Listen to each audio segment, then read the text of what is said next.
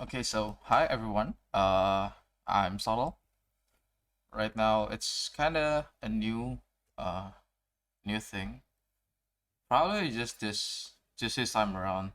And today, I'm here. We have a RME.Studio Alice, which is a 60% or friction gummy O-Ring mounted 60% keyboard that were designed by RME.Studio, which is the designer responsible behind the MRE65. If you guys probably remember or probably would have heard about the MR65, it's a 65% gasket mounted keyboard with a brass bottom that were being sold through an in-stock sale a couple months or like a year ago, if I remember correctly. And they are coming up with a new keyboard that will be available soon through Mekibo for worldwide and Asset & Co for Indonesian only. Indonesian and Singapore, yeah. Asset & Co will be available for Singapore and Indonesian buyer. Uh, from what I've heard about the Alice, it will be available for 50 units worldwide. No, 50 units, 30 units for worldwide, and 20 units for Singapore and Indonesia. So here it is. Here's the bottom design. As you can see, that's my top down, and it's a very shiny keyboard, which is, fingerprint magnet and stuff.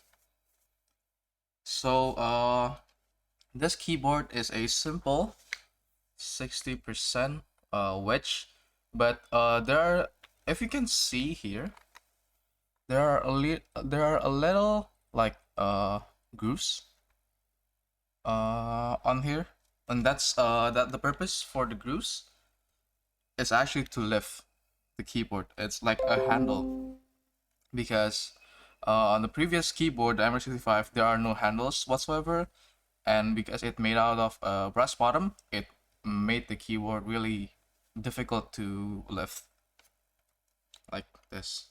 Even this is very heavy. Okay, so let's get into the internals.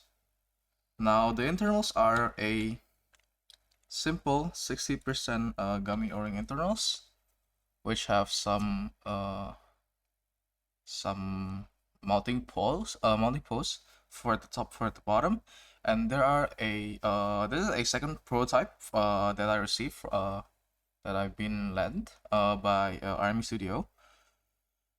The keyboard have a big chunk of brass weight. I will probably post. I'll probably show some of my stream highlights when I showcase this and open this keyboard. And there are a piece, a thick, not really thick, but like around 2 to 4 millimeters of polished stainless steel. What is it, like, piece on the bottom to cover up the brass weight, and this brass weight covers up all of the alphas, but not the mods. We get into that later. And also, from what I feel and from what I've tried, on a couple other boards, I will be comparing to some of the keyboards that I currently currently have right now. For example, like the Moontower V1, V2, and then the Singa Unikorn. So from what I feel about the keyboard, the tapping feel are very how do I say, very uniform.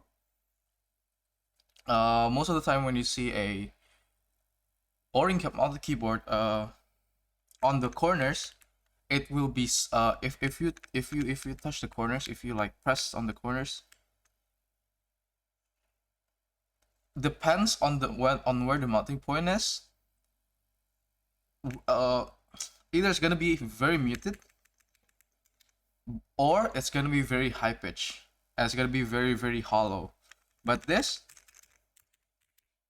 sound is very uniform throughout the keyboard. It sounds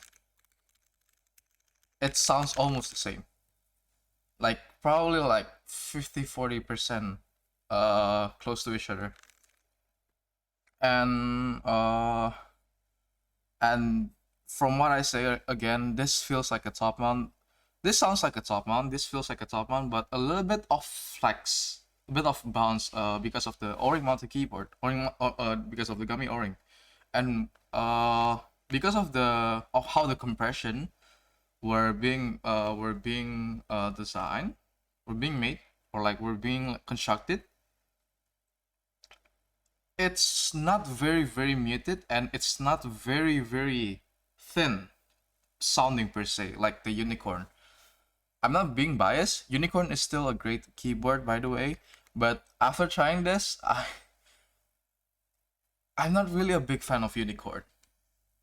Okay, so this build, I'm being sent the build with Gateron Cache 3, I think Cache Gateron yellows that were looped with 205. From what I know, from if I'm not mistaken, and this were filmed with I think TX. Yeah, I think that's TX films, and also we're being built with alu plate and 50 O-ring, 50A O-ring from a Unicorn, to make it to make it to make it seems there are like probably there are some variants on the O-ring, because if the O-ring too loose, it's gonna be very flexy. If the O-ring are too tight, it's gonna be very high pitch. We never know. So I'm gonna disclose the O-ring is coming from a Unicorn, from what I know, and the PCB this used were a standard 60% with H60 outline PCB. So basically, it's a Heine H60. Okay, so let's get into the sound test, shall we?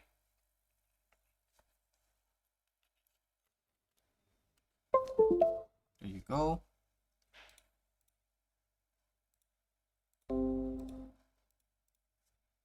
Okay, let's change the filters. The microphone is like probably around 30 centimeters, 30 centimeters or something. Let's open monkey type. The mic is not very centered. It's like probably parallel to where the W position were. And okay, so this is how the mouse clicks sounds like. And also this again, Alice, built with Cache Gateron yellows, loop with 205, film with TX, GMK Dualshot, alu plate, 50 O-ring from SingaKBD Unikorn, and standard FR4 PCB. Here you go.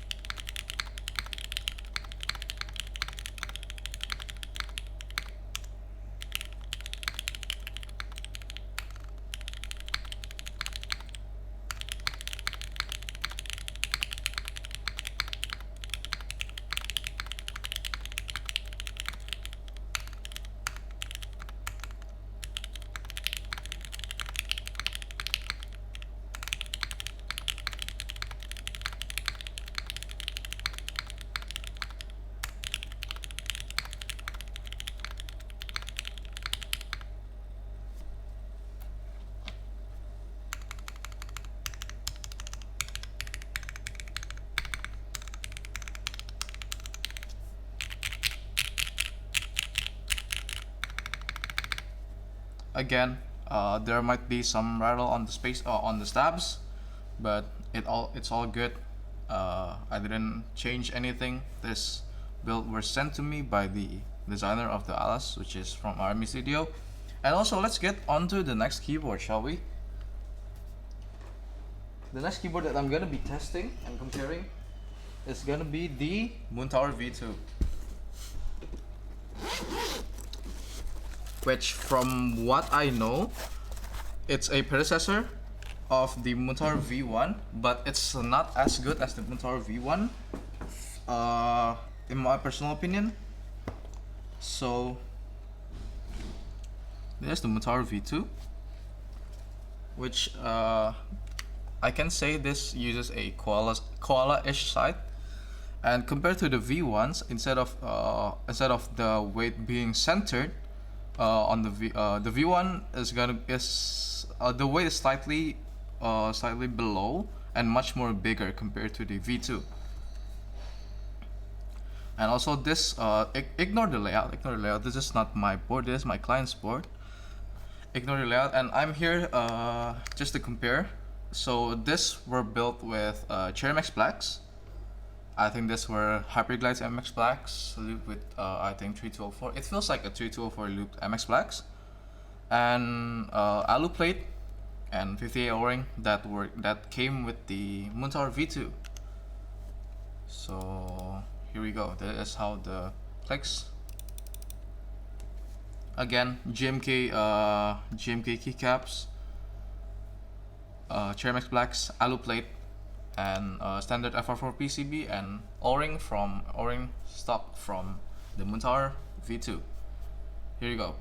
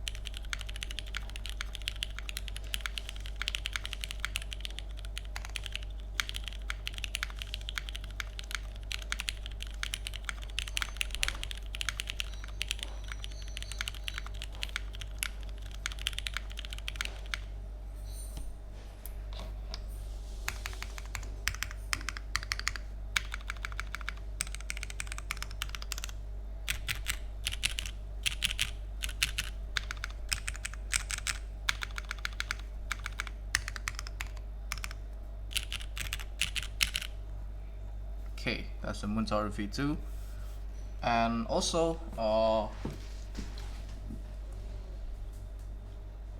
okay, so the Alice, from what I've been told by the designer, it meant to be a very loud keyboard. So so I've been offered two builds. First with a Gateron X R2, and this the KS3. And from what I know, the KS3 will be much more muted compared to the Gateron X, but I didn't expect the Gateron X build will be very loud and very high pitch. I do like a very high pitch board, very high pitch, very loud sounding keyboard, but I don't expect that loud of a keyboard Alice is. So yeah, do keep it in mind. I think you can tone down the sound a bit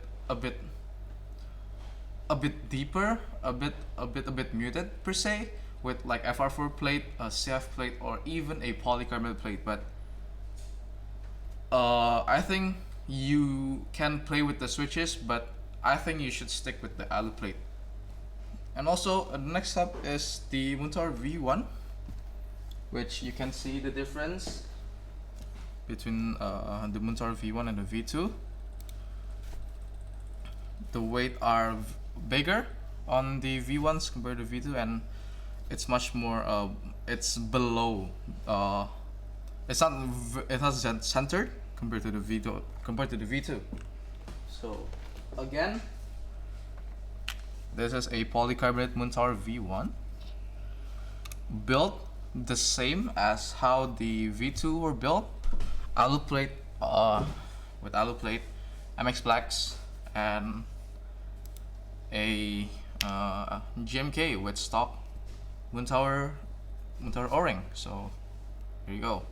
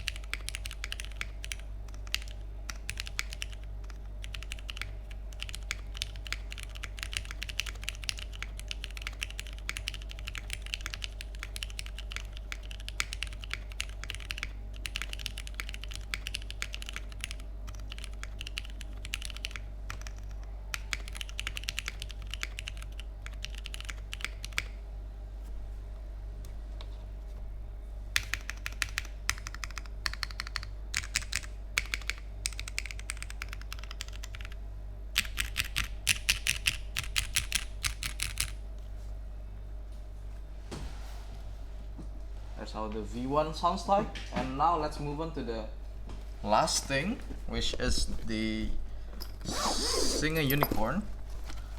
I hope that I am taking the right road. So the next up on the list is a SingaKBD Unikorn R2.1 on E-white that were built with Jwick, Jwick blacks on alu plate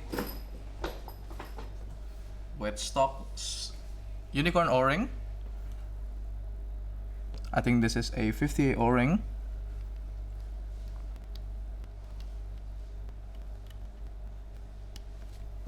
And again, we're built with GMK. So here we go.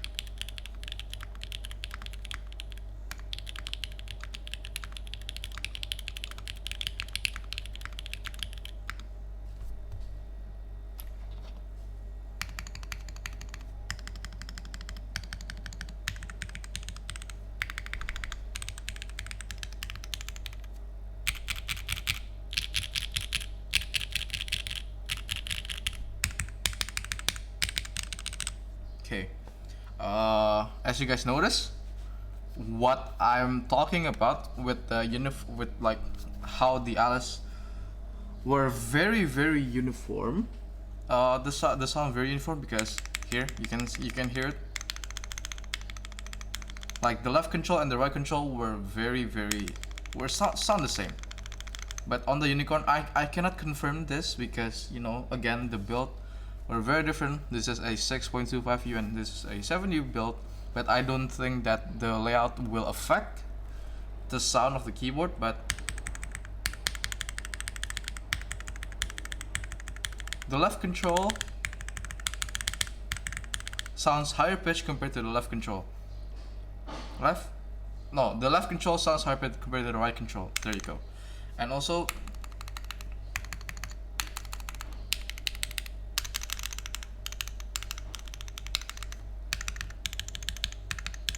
okay, and yeah, in my opinion, the Unikorn is very thin sounding compared to the Alice.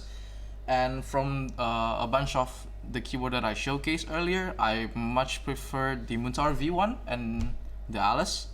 So if I would rate the keyboard overall, probably I will put the first one, I will put the Alice. Not to be biased, because this is where a unit that I've been lent by RME.Studio, but this is genuinely coming from a somewhat an O-Ring enjoyer. I much prefer the Alice compared to the Moontower V1. So I will put the Moontower V1 on the second place. Probably the third place will be the Unicorn, and the last place will be the Moontower V2, because I don't know, the Moontower V2 is like lacking a couple of things on the mods compared to the predecessor, the Moontower V1s. So I have another keyboard that I want to showcase, but it's not really comparable to the all of the keyboard that I showcased earlier. The mounting is very different, even though it's the same O-Ring mounted. It's very different, but I will keep the keyboard aside on a different typing test. So yeah, I think that's it. I don't know if there's gonna be a uncut review, which is 21 minutes right now, and I will see you guys. Yeah, I don't think this will be an uncut. I will edit some part out, and I'll see you guys in the next video or stream. I don't know. Yeah, see you guys. Bye bye. Consider Alice. I will have the link to RME.Studio socials down in the description below. Geek Hack and Geek Hack IC, and probably I will keep you guys updated if the Alice already went into group buy on the comments down below, on the pinned comments. So yeah, I'll see you guys next stream, next video, next stream. Bye bye.